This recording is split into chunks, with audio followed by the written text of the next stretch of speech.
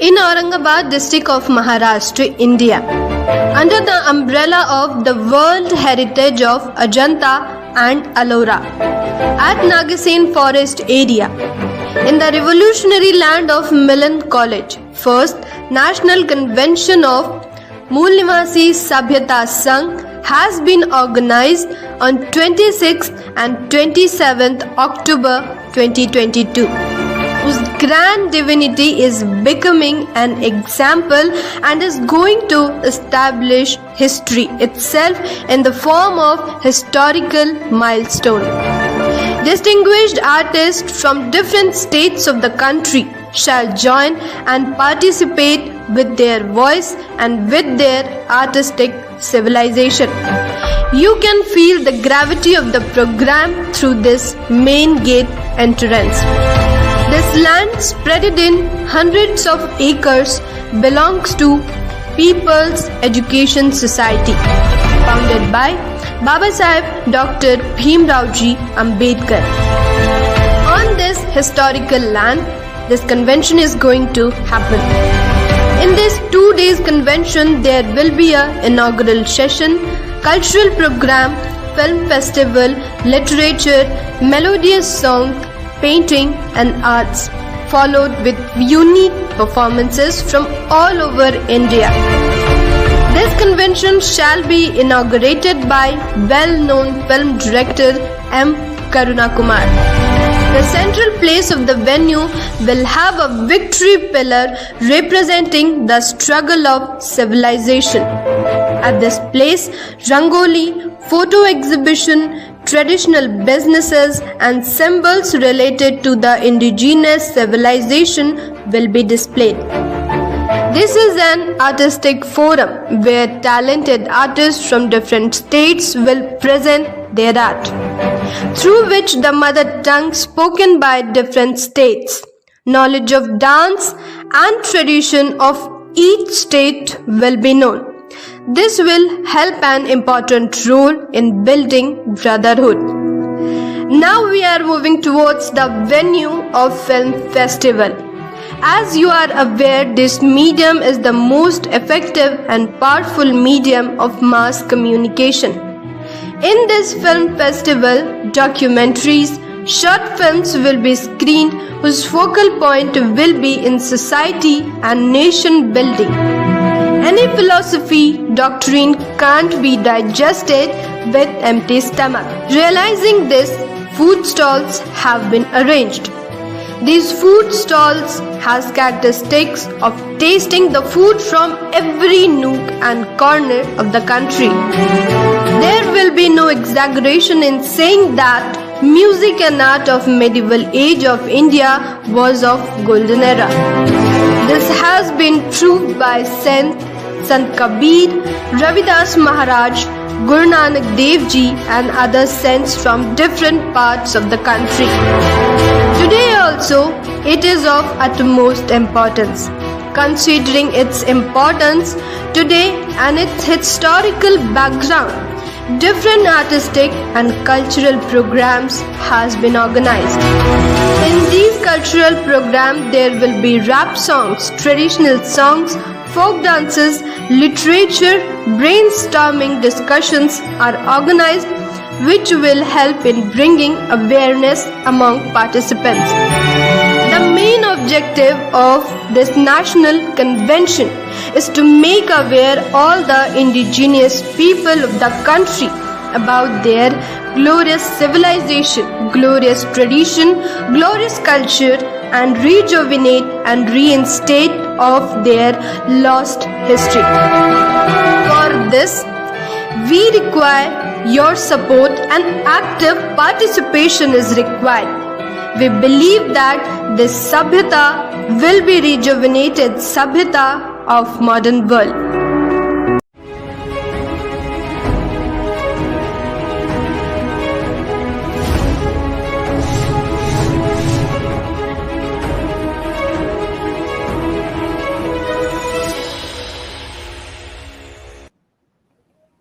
Jai Bhim, Jai Mool Nivasi, and welcome you to MNt News Network special session. Today is Sunday, and every Sunday, as you know, We are organizing the session in English language and discussing various topics, particularly topics which are very relevant in today's day-to-day activities and that are very important in the social life of Mullevasis, that is SC, ST, and OBC people. Today also we are going to discuss very important topic, and that topic is basically related to EWS reservation. So as you know, last 3 weeks there were continuous discussions in the social forum about the EWS reservation, what it is and how it is, and what happened in the Supreme Court. So there were petitions filed in the Supreme Court about for this EWS reservation, and it was challenged. So today we are going to discuss about this particular EWS reservation, who had challenged this 10% reservation against the EWS quota, and who were the people who had fought for this against this EWS reservation, how they defended it, and how they argued specifically. This everything we are going to hear in today's discussion. This topic is live on Facebook and YouTube, and as this is a very important discussion, so I request all the viewers to share this particular video on their timeline so that everybody will get the notification of this live video, and this information will also reach to them. So on this today's topic, we have with us distinguished guest speaker, Dr. Mohan Gopal sir. Sir, welcome to MNt-English Network. Jai Bhim, Jai Mala, sir.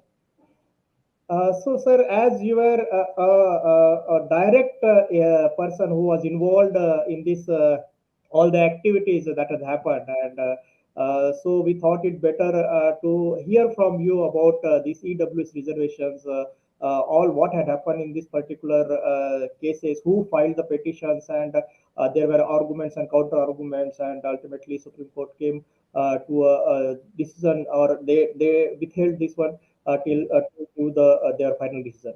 So, sir, regarding these developments, whatever has been happened about this EWS, that we would like to hear from you, as you were the direct eyewitness, and you all means you fought for the cause. So, please make aware all our viewers, about these developments, sir. Please, sir. Thank you very much, Ashish ji, for scheduling the session to discuss the recent arguments that were held in the Supreme Court of India regarding the constitutionality of the 103rd Amendment to the Indian Constitution, which came into effect on 4th of January 2019.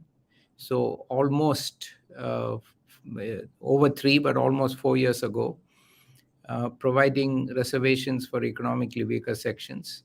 A number of petitions were filed in the Supreme Court challenging the constitutionality of this 103rd Amendment to the Constitution, which, as you know, was rushed through Parliament. It was within almost a week that it was introduced and approved by Lok Sabha, approved by Rajya Sabha, and then signed by the President, and then brought into effect. One of the fastest ever enactments of any constitutional amendment in the history of our country. Very little debate in Parliament over the amendment. All the parties, national parties, BJP, Congress Party, Communist parties, they all supported the amendment, except for DMK from Tamil Nadu, the All India Muslim League from Kerala, and Mr. Owaisi and his party, he himself and maybe one or two MPs. I don't remember how many MPs he has, but very small number. Mr. Owaisi's party as well. So except for this very small number of MPs, it was almost unanimously adopted and brought into effect by Parliament. So we saw that across political lines, suddenly there was a massive unity across the country, across ideologies of Savarna forces, to bring to ensure that this amendment is made to the Constitution to introduce Article 15.6 and 16.6 into the Constitution. Now, this was promptly challenged by a large number of petitioners. The petitioner that I had the privilege of arguing this, I work on legal policy, legal academy, but I have now started to also appear in Supreme Court and High Court on causes of social justice, because I believe that we need as many hands as possible to represent these social justice issues before the court. So I also appeared. I appeared on behalf of the petitioner, Justice V. Ishwaraya, former acting Chief Justice of Andhra Pradesh High Court, former chairman of the National Commission for Backward Classes, and currently president of the All India Backward Classes Federation. So he had filed a writ petition and requested me to argue the case on appearing for him, which I was happy to do. And I had the privilege of opening the arguments on behalf of the petitioners, and also closing it, providing the last closing comments at the end of the arguments. The arguments went on for about 6.5 days, stretched over 2 weeks, before a 5-judge bench of the Supreme Court of India, chaired by the Chief Justice of India, Chief Justice U. Lalit, and 4 other judges. So it was a 5-judge constitution bench of the Supreme Court. The other judges were Justice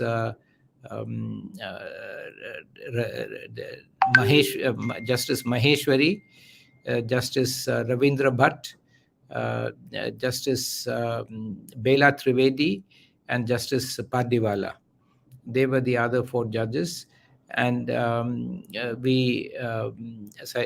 representing the government, the respondents, the main respondents, the Union of India, was the then Attorney General of India, Sri K. Mohan Gopal, the Solicitor General of India, Sri Tushar Mehta, and a number of other petitioners representing upper caste interests who were opposing our petition. So this was what was ranged before the court. Before I get into the arguments, for the information of the audience, I will very briefly read out the provisions that were introduced into the Constitution by the 103rd Amendment. These are the provisions that we challenged as unconstitutional. Article 15(6), there are similar provisions. Article 15(6) of the Constitution. As you know, before that, we should put the constitutional provisions into perspective. The Constitution has what is generally referred to as a code, an equality code. That equality code stretches from Article 14 of the Constitution to Article 18 of the Constitution. Article 14, which is titled Right to Equality. Article 14 of the Constitution says, the state shall not deny to any person equality before the law or the equal protection of the laws within the territory of India. Article 15 says that the state shall not discriminate against any citizen on grounds only of religion, race, caste, sex, place of birth, or any of them. And then Article 15(2) talks about how no citizen shall, on grounds only of religion, race, caste, sex, place of birth, or any of them, be subject to any disability, liability, restriction, or condition with regard to access to shops, public restaurants, hotels, and places of public entertainment, or the use of wells, tanks, bathing ghats, roads, and places of public resort maintained wholly or partly out of state funds or dedicated to the use of the general public. Now, Article 15(3) says, nothing in this article shall prevent the state from making any special provision for women and children. Article 15(4) says, nothing in this article shall prevent the state from making any special provision for the advancement of any socially and educationally backward classes of citizens, or for the scheduled castes and the scheduled tribes. This Article 15.4 was introduced into the Constitution by the First Amendment Act of the Constitution 1951 on 18th of June 1951, after the Supreme Court of India struck down, immediately after the Constitution came into effect, a so-called communal GO of the then Madras, issued by the then Madras state, which provided for reservation, continued pre-independence reservation for backward classes, as part which was a right won through the anti-Brahmin movement, led by Justice Party initially, and then Periyar very famously. So that is 15.4. 15.5 provides for, was an amendment introduced in 2005 as part of the right to education, so that it talks about that nothing in this article shall prevent the state from making any special provisions for the advancement of any socially and educationally backward class of citizens or for the scheduled caste, scheduled tribes, insofar as such special provisions relate to their admission to educational institutions, including private education institutions, whether aided or unaided by the state, other than minority educations referred to in Clause 1 of Article 30. So that was to bring in reservations into aided and unaided institutions. 6 I'll come back to. That was introduced by the amendment. I'll come back to that. That's the main topic. Article 16 of the Constitution is on equality of opportunity in matters of public employment. 16.1 says there shall be equality of opportunity for all citizens in matters relating to employment or appointment to any office under the state.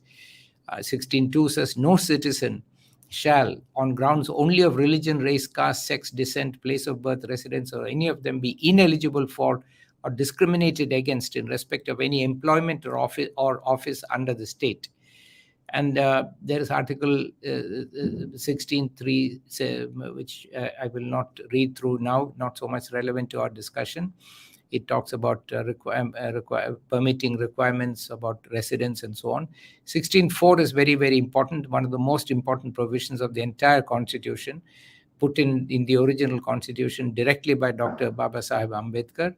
Nothing in this article shall prevent the state from making any provision for the reservation of appointment or post in favor of any backward class of citizens, which in the opinion of the state is not adequately represented in the services under the state. Then there is 4A, 4B, 5 on consequential promotions for scheduled castes and scheduled tribes, protection of promotion, reservation and promotions to overcome judicial decision that was introduced later. And then there is Article 16.6, which was introduced by the 103rd Amendment, to which we will come back in detail.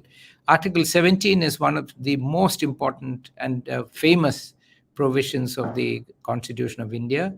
It says untouchability is abolished and its practice in any form is forbidden. The enforcement of any disability arising out of untouchability shall be an offense punishable in accordance with law. It's the only crime created directly by the Constitution, one of the few crimes created by any constitution anywhere in the world. Article 18 abolishes titles. So this is our code of a so-called Code of Equality. And I also, along with several other provisions related to this, for example, on the Backward Classes Commission, on various other provisions relating to reservation in the legislature, I argue that there is also what I would call an equality code. All this comes from the preamble to the Constitution, where the whole purpose of the Republic is declared in the preamble by saying, "We, the people of India, having solemnly resolved to constitute India into a sovereign, socialist, secular, democratic republic, and to secure to all its citizens justice, social, economic, and political liberty of thought, expression, belief, faith, and worship, equality of status and of opportunity." So equality of status and of opportunity in the preamble the Equality Code, various other provisions relating to the Justice Code, and most importantly, a provision in the directive principles. See, what I read out to you, Equality Code, is from the fundamental rights under the Constitution. But if you look at the directive principles of state policy, we will find in Article 38(1) the statement that the state shall strive to promote the welfare of the people by securing and protecting, as effectively as it may, a social order, a social order, not an economic order or a political order, a social order in which justice, social, economic, and political shall inform all institutions of national life. And it says the state shall in particular strive to minimize the inequalities in income and endeavor to eliminate inequalities in status, facilities, and opportunities, not only amongst individuals, but also amongst groups of people residing in different areas or engaged in different vocations. So this is the framework against which we have had reservations in our country since in 1950 for scheduled castes and scheduled tribes, and after Mandal Commission in 1990 for the backward classes. And there has been a big backlash against that and big controversy over that. Big attempt to destabilize and weaken and destroy reservations. Big misunderstanding about what reservation is. We'll come to that. And in this context, along with attacking reservations, what we have seen is that there has been a campaign for long for replacing social reservations for socially and educationally backward classes as specified in Article 15, and backward classes, which include scheduled castes and scheduled tribes as mentioned in Article 16, to replace that with economic reservation for only so that the reservation is provided only for economically weaker sections. This has been advocated by various liberal groups, saying the reservation on the basis of caste is dividing the society, weakening us.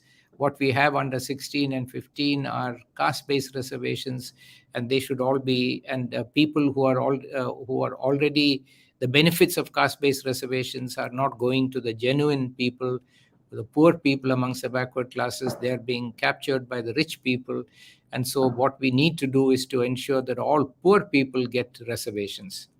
So as part of this has been going on. It has been in the Congress manifesto. It has been in the BJP manifesto. On the left side, the Administrative Commission headed by EMS Namboodiripad in the 1950s, 56 I believe it was, also recommended economic reservations on the basis of poverty for poor people. So taking all this into account, as of 14 January 2019, the Constitution was amended to bring in what is called economically weaker section, reservations for the economic weaker sections. The statement of objects and reasons for the 124th Amendment Bill, the 103rd Amendment, seemed very innocuous. It simply said that there is a lot of evidence that there is a lot of poverty amongst the classes that are not entitled to reservations under 15.4 and 16.4, namely backward classes, scheduled castes, and scheduled tribes, and they should also be given reservations there because of a lack of financial capacity.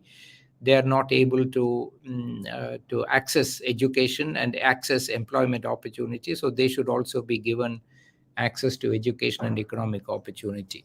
And so the provision that was brought in, I'll read 16.6 to you. 15.6 is substantially the same.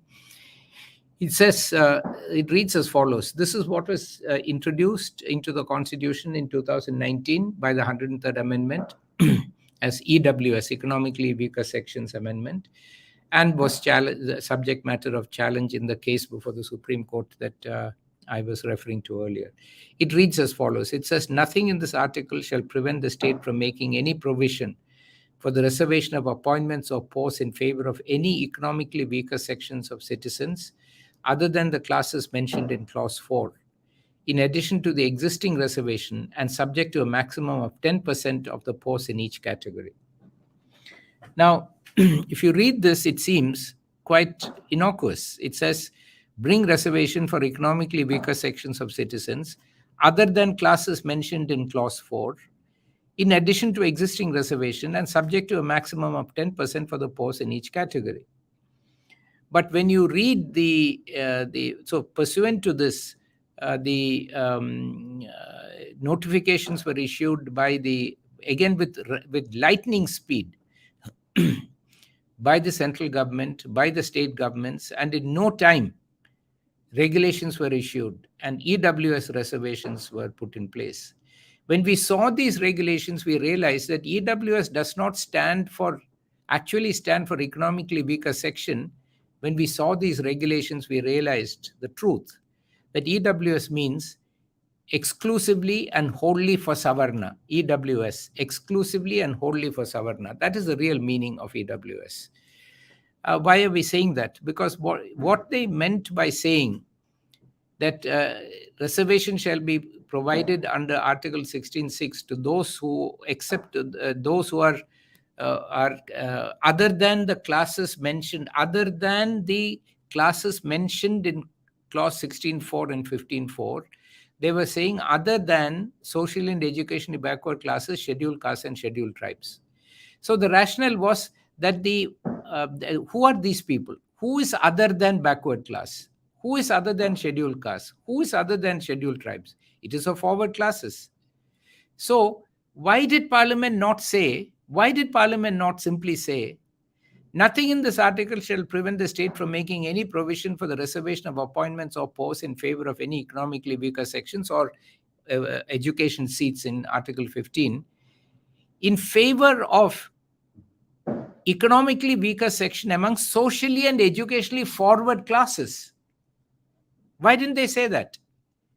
Why did they have to say other than the classes mentioned in Clause 4? Because that would not be permissible under the Constitution. That would not be acceptable politically speaking. Why would it not be permissible to the Constitution? Why would it not be politically acceptable?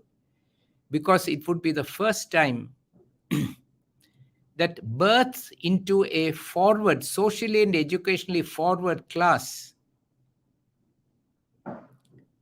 would become a precondition for being entitled to a benefit of the government. This is taking us back to Chaturvarnya, where birth into an upper caste was a precondition for getting benefits and entitlements. And birth into a lower caste was a disability, a disqualification. And therefore, this was taking us back to Chaturvarnya. And so they did not have the honesty to write plainly in the Constitution what they meant. Saying, we want to give people who are economically weaker amongst the upper castes reservations. So they wrote this in this convoluted manner. Now, by writing it in this convoluted manner, what have they done? They have pretended that those who are poor amongst the upper castes are not entitled to any reservation, so they must be given some reservation. But the fact is, all people are entitled to what is called horizontal reservation. Even forward classes are entitled to reservation for being sports persons, for women's reservation, for disability, various categories. So that is not that is not double reservation. If you're entitled to sports reservation, you can still get EWS reservation. But if you're backward class or scheduled caste or scheduled tribe and you're merely entitled to reservation as a backward class or scheduled caste or scheduled tribe, then you cannot get EWS. So then it became clear, secondly, it's a pure casteist reservation. It is the first time that reservation is being made for upper castes, because upper caste can get double reservation. They can be entitled to sportsman reservation, women's reservation, person with disability reservation. They can still get EWS. But because backward class, scheduled castes and scheduled tribes are entitled to, eligible to get reservations as backward classes, SC or ST, we are not entitled, the poor amongst us are not entitled to EWS reservation. So this is pure, it is intended to be nothing but pure caste discrimination. The theory that was advanced in the court by the Attorney General of India and those who spoke on behalf of the union and other respondents was that the poorest of the poor people, that the forward classes has poorest of the poor people. And they're saying that, as you may have read in the papers, Attorney General said that the backward classes, scheduled castes, scheduled tribes are loaded with benefits. They've got so much benefits. But the poor amongst the forward classes are the poorest. And they deserve reservation. So when I spoke, I said, yes, you are right. There are people who are very poor amongst the upper caste. And I actually told the court about actual incident of a person who told me that he belongs to, in some part of India, he belongs to a royal family, former royal family. But his own particular family became very poor. And he told me, sir, I'm a member of a royal family, but when I grew up, we were so poor, we had to eat roots to quench our hunger. We had no money. So I told him, I said to the court, I said, it is very wrong for a child to have to suffer that kind of poverty. And it makes the caste of the child makes no difference. It is inexcusable, whether you're upper caste or lower caste, that you should suffer such poverty as a child. And I'm heartbroken to hear that. But I said, please remember that you are a member of a royal family, of a family that is connected to the royal family's larger collective community. You were not poor because society closed any door for you. You were poor because your ancestors, your parents, your grandparents did not, fortunately or unfortunately, I'm not blaming them, they did not make the right decisions. They made some decisions that turned out to be wrong. They may have done some actions that turned out to be wrong and landed them in poverty. But no door was closed to you. You could go to any educational institution. You could own property. You had every privilege. You could get any job. Many jobs were reserved for you as a member of the royal family. So no door was closed to you. So I said that poverty is different from those who belong to backward classes, scheduled caste and scheduled tribe, for whom every door is closed by society. And I told the court about another friend of mine who told me the same story, about how his father was a priest in a temple and they lived in poverty with great difficulty, because the father and the ancestors insisted that they must stay there and serve the temple. But how my friend's elder brother decided, we don't want to, they're Brahmins, they said, no, we don't want to live like this. I want education. He decided to get education. The younger brother followed. And when they just made that decision, that poor children from a poor Brahmin family, that they will get educated, every door opened for them. Every door opened for them. They got admissions into the best schools, the best colleges in India and abroad. They got internships. They got support to get the best jobs in India and abroad.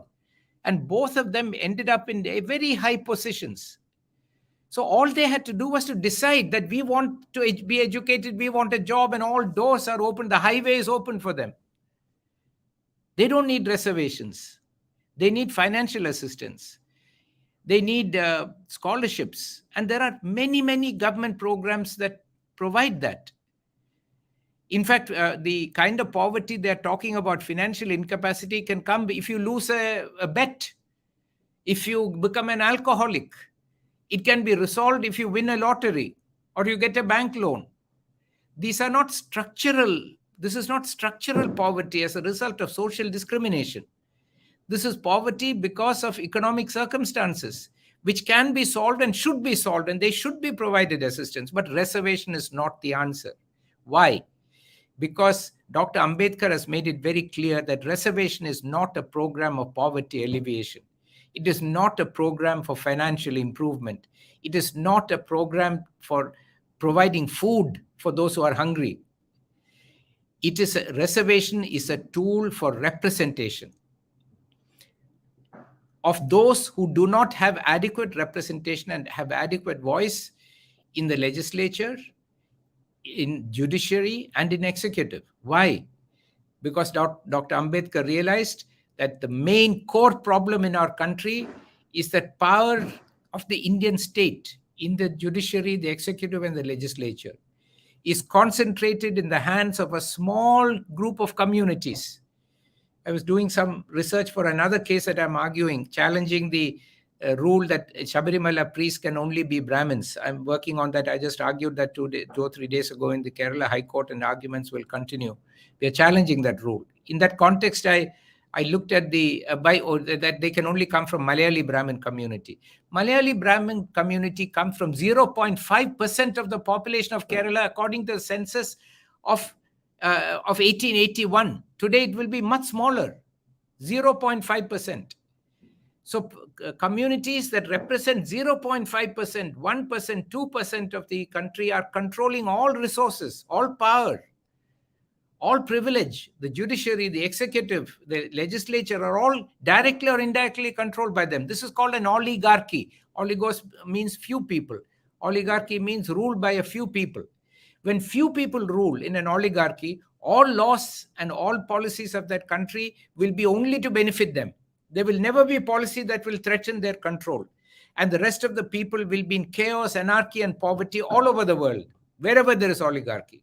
All countries where the condition of common people have improved are countries which attacked and reduced the domination of the oligarchy and ensured that there is representation of all sections of the people in the state, in the judiciary, the executive, and the legislature. And when that representation comes, then you will find that society moves forward, and the society reflects the interests of all people.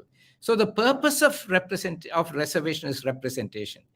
Beyond that, as Dr. Ambedkar himself said, reservation can eat up, his words, eat up the right to equality to public employment.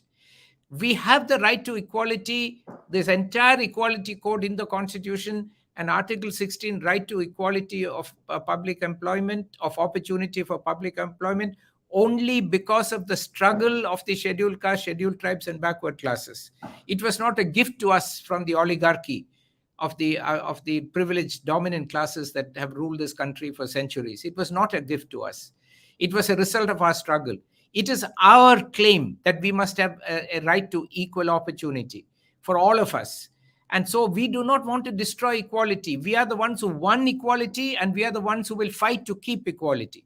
And we do not want reservation to go beyond the purpose of representation. We do not want reservation to be misused, as it has now become to be misused, to give children of privileged bureaucrats reservation in very elite institutions, in national law schools and in various other institutions. Children in Kendriya Vidyalayas, children of a very small, minuscule section of people who work in as officials in central government. Reservation is being used to perpetuate the oligarchy rather than to advance reservation of the unrepresented backward classes and scheduled castes and scheduled tribes.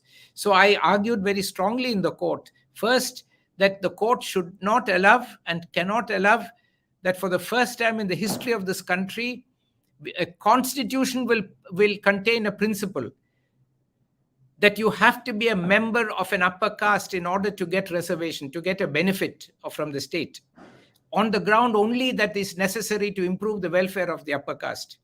I warn them that if you put this in the constitution, there will be thousands, if not tens of thousands of schemes all over this country, in every state and in the union, to provide special privileges and special opportunities to members of the upper caste, to help them to grow and develop in every possible way, saying that they are economically weak and they don't have access to these facilities, and giving them casteist exclusive entitlement to those programs. And we will not be able to challenge that, because Article 16.6 and 15.6 would be in the Constitution, and the principle that those who are not backward and not socially and educationally, who are not represented, are entitled to these to reservation and these special programs for their upliftment. The forward classes, social and educationally forward classes, are entitled to special programs.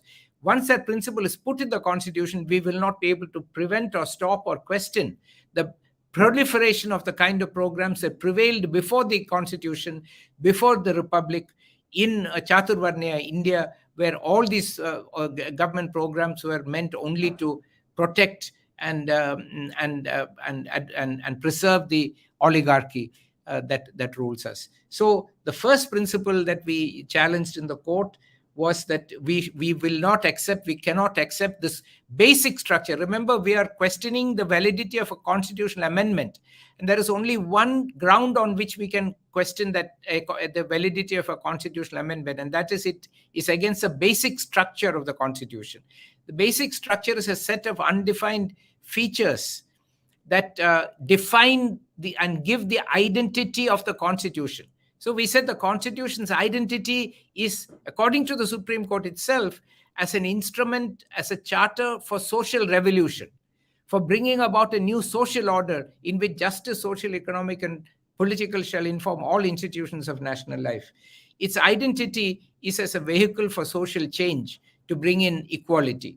And therefore, if you allow a provision like 16.6 and 15.6, where to be a member of an upper caste is a prerequisite to get government entitlement, that principle is put inside the Constitution, you're destroying the core identity of the Indian Constitution as a vehicle of social revolution and social change and social reform for an egalitarian society, and you will effectively destroy the character of the Constitution. So that's the first argument we made very strongly. The second argument we made very strongly was that reservation was put in as a tool of creating a representative state that is an essential foundation of democratic government. And democracy is part of the basic structure. A representative state is part of the basic structure of the Constitution. And reservation should be used only to give education as a feeder and equal representation and equal voice, due share representation according to our population share, to those classes of people, those communities of people that are not adequately represented. And do not expand and change the character of reservation to make it appear as a poverty alleviation tool. Lastly, we also pointed out, I read out the criteria to be included in the socially and educationally backward classes. And I don't want to repeat, there are about 15 criteria. They're on the website of the National Commission for Backward Classes. Anyone can go and look at them. But if you read them, tears will come to your eyes. Because to be a socially and educationally backward class, or to be a scheduled caste, or a scheduled tribe, similarly, but for SCBC, the criteria are that you should be part of a community where most of the members of the community, for their survival, the men have to depend upon the men, the women, and the children engaging in manual labor for their survival, and labor that is stigmatized and considered low in the caste system and the social hierarchy, unclean and impure in the hierarchy. And therefore, for that reason, they are considered given a low status in the social hierarchy, in the social scale, which is a word that was used in the 1881 census. When the Maharaja was ruling Travancore, they listed the castes, 81 castes, according to their order in the social scale. First was Malayali Brahmin, second was foreign Brahmin, and so on and so forth. And scheduled caste and scheduled tribe were out of 81 are 79 and 80. Scheduled castes are 79 and 80. 81 is other in this social scale, listed according to order of priority. Why? Because It involves, they are forced into the margins of society in every respect, not only in terms of occupation, but in terms of the spaces they can occupy, the access they have to education, to opportunity, to learning, to knowledge, where they can go. In Kerala, they had unseeability. They could not even appear in public. They could not use public roads. They could not touch water. They could not touch food. They were they had converted the entire society into an open prison where everyone was treated, 99% of the people were treated like prisoners. This is the society. These are the people who are truly qualified to be. Therefore, they had no voice and no representation in making law or administering law or adjudicating law. And the whole purpose of our democratic revolution and of our constitution through Swaraj was, as Dr. Ambedkar said, to get power in our hands, not to get money in our hands. We had to get power in our hands. It's only when we get power in our hands that we can make sure that that power is used to remove our poverty and not to use to enhance the riches and the power and dominance of the oligarchy. And so therefore, reservation is a tool for us to get that voice in our society, in our state, executive, judiciary, and legislature. And so that's a point that we made very, very strongly. As you can see, that we have to understand that the nature of our social revolution, where we are struggling to provide the solution to poverty is representation and due share of power. That is a central purpose of our constitution, and reservation is a tool for that. Reservation is only a tool. If someone comes up with a better tool than reservation to get representation, we will throw reservation into the Arabian Sea. We don't care for reservation. We care for representation according to the due share, according to our population share. That's what we have always asked for. And that is what we are struggling for. So do not take that tool for our representation and give it to the hands of the overrepresented, the oligarchy, saying that some amongst you don't have enough money. Instead of giving them money, you are giving them seats in education, jobs in the executive and the judiciary, so that the judiciary executive shall continue to be even more dominated by the oligarchy than before. And that is the real purpose of this EWS, to continue the rule and domination of the oligarchy and crowd out our seats. The Attorney General made a very frightening argument. He said, look, we see India as divided into categories. There's a category called SC, category called compartment for SC, compartment for ST, OBC, and now forward classes. And each compartment must have its reservation, and they're basically converting 50% notionally in their mind, 50% of general category as a compartment for the upper caste. And they're saying within that 50%, we are taking 10% and giving to our poor. You cannot complain against it. You have your 50% divided amongst SC, ST, and OBC. You keep that to yourself. We are not disturbing you. We are not going to reduce your 50%. But this 50% is for us. And we are going to give 10%. This 50% is for the 2% or the 3%, and they will not do even census to tell us what is the percentage of each of the forward classes, backward communities. And these backward classes, as I said, are not castes. They are communities that fulfill these criteria. I pointed out to the Supreme Court that the Supreme Court has asked that transgender should be included in backward classes.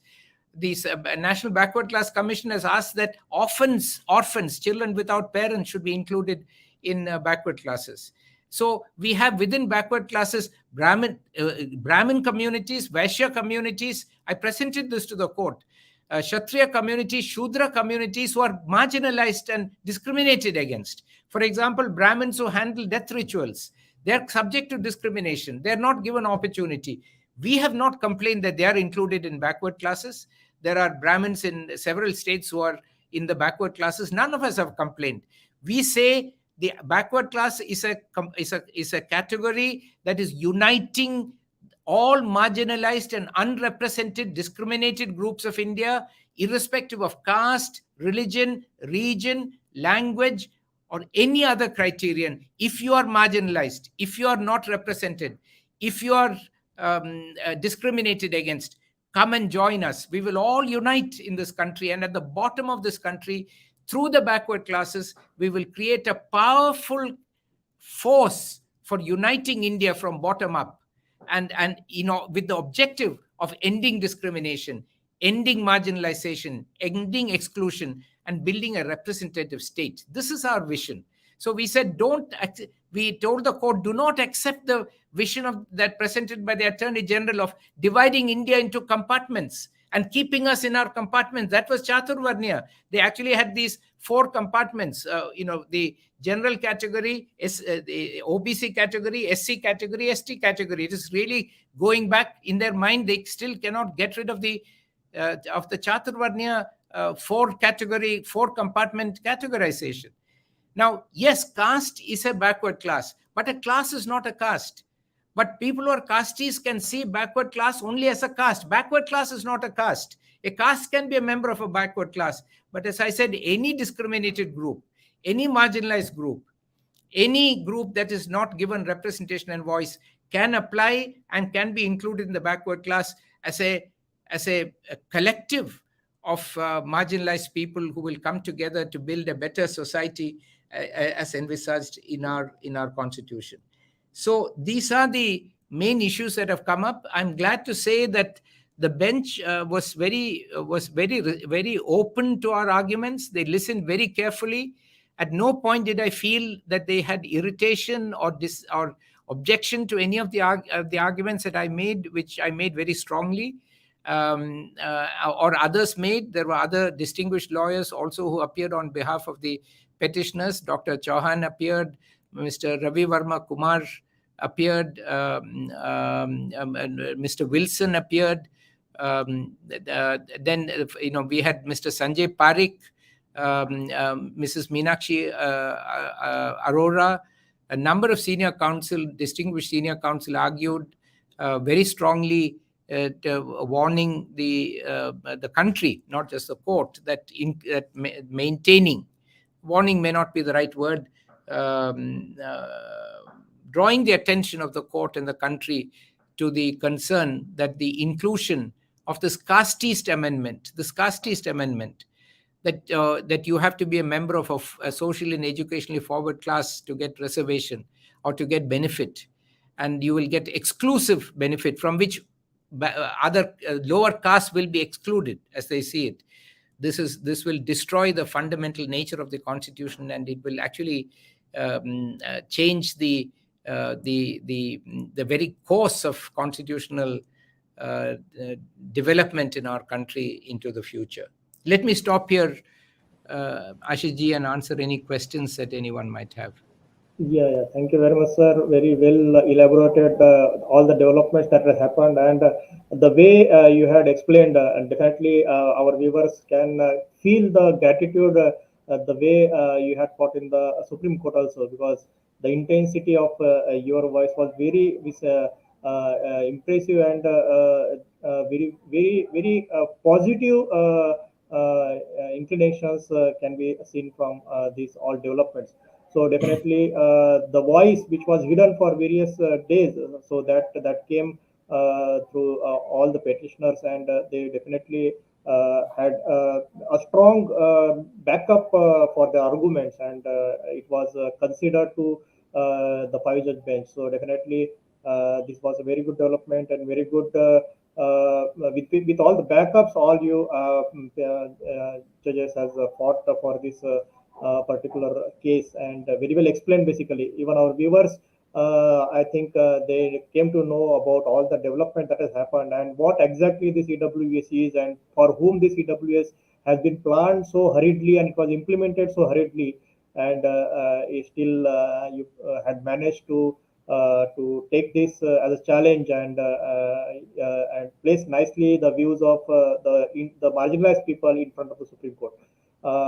There is one small comment from one of the viewer that regarding the now EWS quota as well as the OBC quota. So basically, when these two comes for fulfilling the reservation under the seats, the people who are having means this EWS cutoff is going lower than what was observed for the OBC quotas. Whatever the reservations was there for 27% for OBCs and this 10% for EWS.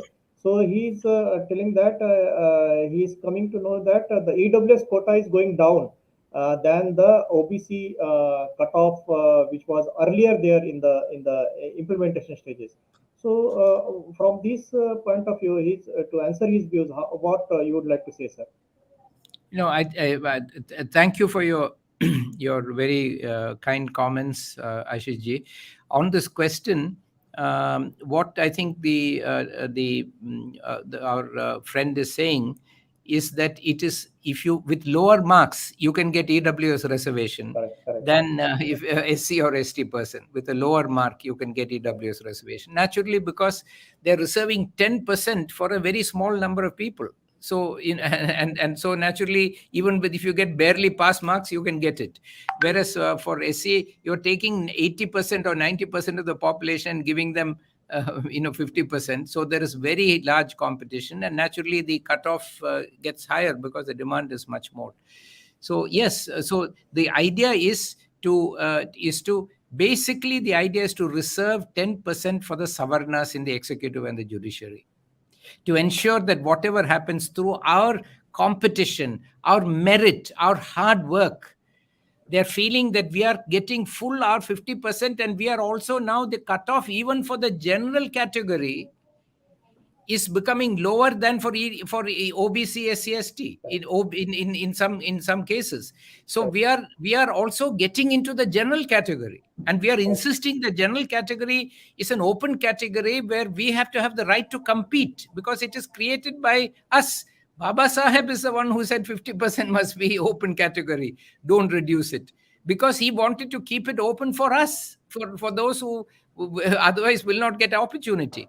So they are realizing that through the 50% reservation and through our hard work and sheer merit, a stage may come where through merit, the upper caste will never be able to get their undue share, in the judiciary. So they have now brought into the constitution a provision that will ensure that 10% will be reserved for them, although they're only whatever small percentage of the population, we don't know exactly.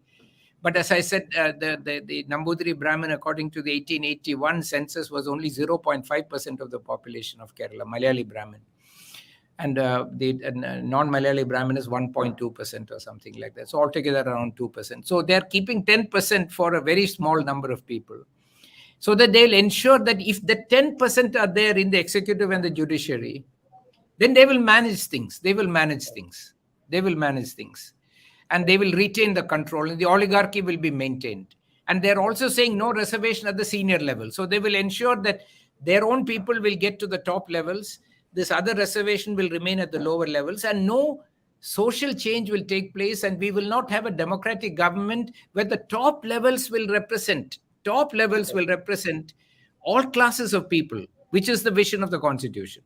So this is their objective. So one thing I suggested in my arguments at the end was, I suggested an interpretation to the of this provision to the constitution, which the judges listened to very carefully. I'm saying, look, if you cannot strike it down, it's after all in the constitution. If you cannot strike it down, which is my first request to you, then at least do the following. At least interpret this provision as EWS being open for all people below the poverty line, regardless of their caste or religion or community. So 10% seats are available to the poor, genuinely. So I said economically weaker section. Where does the word caste come in there? If you wanted this, you should have said this is only for upper caste. But you have said it's for economically weaker section. So give it to economically weaker section. And do not bring in any caste consideration, any religious consideration. Look only at BPL. Now, if that happens, this 10% will go entirely to ST and SC. Even OBC will not get that much. And the poorest amongst the OBC. Which means that the reservation available to the poorest amongst OBC, SC, ST can increase by 10%. It can also go to those who are in the BPL category from forward classes. We are not excluding them. You take BPL as a category. BPL is a multi-dimensional category. Not simply here they're looking at 8 lakhs.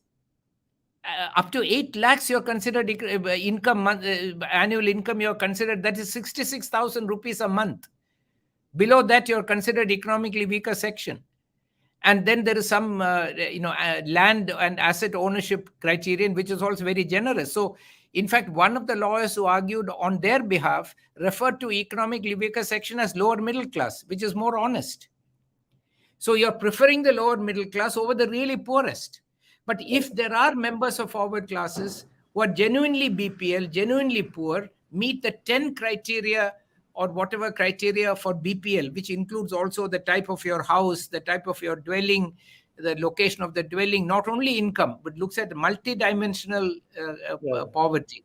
And if there are any, for not as individual, but as a class, there is any forward class that falls within that group, we have never objected to their being helped or benefited. We have never objected. No SC, no ST, no OBC has objected that Brahmins were genuinely marginalized as a community, genuinely discriminated against, genuinely impoverished. When they have been included in OBC, we have never protested. We have never protested. We want genuine people to be helped. Now, many of the forward classes are infiltrating into backward classes. We have to push against that. Very important. But we are always open. Our sympathy, our solidarity is with all the suffering people of India who are marginalized as communities, not as individuals. Because you are a member of a community, you're discriminated against. Because you have a last name or you do not have a particular surname, you're discriminated. That kind of people who are punished, for whom doors are closed by society. Not by your father, mother, grandfather, but by society. Those people, we are in solidarity with them, regardless of their caste. So I have requested the court, please open it to everyone. And let it go to the poorest people. I said, our people will be happiest if that happens. Correct. Right, sir. Rightly pointed out. Yes. So this must become accessible to genuinely poor people. Correct. So I think our arguments have been very fair, very genuine, very much preserving the great values and traditions set by Dr. Babasaheb Ambedkar in the Constituent Assembly. When he spoke not for scheduled castes or scheduled tribes or backward classes, he spoke for everyone. He spoke for justice. He spoke for inclusion. He spoke for opportunity. Right? We have tried to maintain that standard in our arguments also. We never spoke against anyone. I said, we are not here to push out anybody. We are here to speak for those who are excluded, marginalized, discriminated against, who have no voice. We want them to have voice in the judiciary and the executive so that India will be strong. And India will have a government that protects the interests of all its people, not just a small oligarchy. Correct. Right, sir. Thank you very much, sir, for raising the voice of the marginalized people, even in the highest court of the country. And definitely, your voice was heard by the eminent judges. And definitely, we will look forward for the positive note in getting the judgment in favor of the marginalized sections. Sir, thank you very much for joining today and elaborating all the developments right from the basis of the framing of the Constitution and what has happened today in the Supreme Court. Definitely, our viewers, as I could see most of the comments, that they are very impressed by knowing what has happened inside the Supreme Court and how the voice was raised by our lawyers in the Supreme Court. They are really very happy to know all these developments. So thank you very much for joining today, and thank you for once again we will call you on various different topics, and definitely we hope you will also join and explain our viewers about the various developments that are happening in the society. Thank you very much. Always happy to help any enterprise that our Mulnivasi, Mr. Borkar is leading and supporting. We have worked together on a number of issues, and I hope we will work together again in the interest of, continue to work together in the interest of social justice. Thank you very much. Thank you. Thank you very much, sir. Thank you. So this was Dr. G. Mohan Gopal who had joined us on this important topic, and he had very well elaborated what has happened in all the 5 days, 6 days that the arguments were raised. So this information is very important, and I request on behalf of MNt-English Network to share this particular information, his video on the social media in entire your network, so that all other viewers, all other in your network will come to know about this information. So thank you all the viewers for joining us today on this important information. Tomorrow is Monday, and tomorrow we are going to discuss on one important topic, which are the basic rights of human being. शिक्षा, स्वास्थ्य और रोजगार की समस्याओं का समाधान मूल निवासियों की सरकार. So this is the topic that we are going to discuss today, and eminent distinguished speaker who is going to deliver his speech tomorrow is मूल निवासी S.K. Soni, Purva Pradesh Adhyaksha Bamsev. So he is going to join tomorrow at 8:30 p.m. So request all you to join once again tomorrow at 8:30 p.m. Jai Bhim, Jai Mulnivasi, Jai Samvidhan, Jai Bharat.